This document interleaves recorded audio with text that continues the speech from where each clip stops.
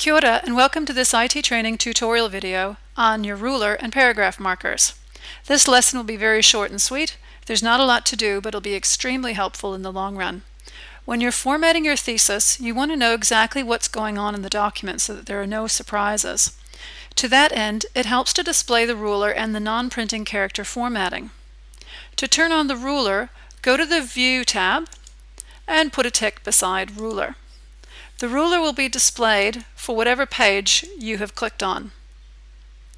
This allows you to see your document margins, and if there's any funny business in a particular paragraph, you can see what's going on there to correct it. So if I click on this paragraph, you can see that the left margin is actually a little bit off. And in this paragraph, the first line was a little bit over. The other feature we're going to switch on is the non-printing character markers. For this, go to the Home tab, and in the Paragraph group, you're going to click on this button that looks kind of like a backwards capital letter P.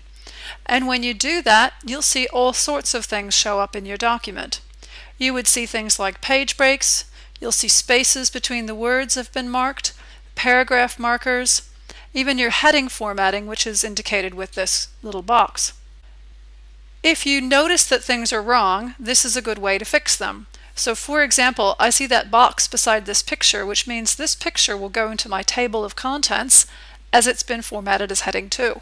I'll set that back to normal to leave it out. I can also see that I have a couple of spare paragraph markers in here that I don't need. You're going to find out later in the styles video that we can control spacing in the style itself so that we don't have to put in empty paragraphs. Now, when you're writing your thesis, seeing all these marks can be a bit confusing, so you can turn that off.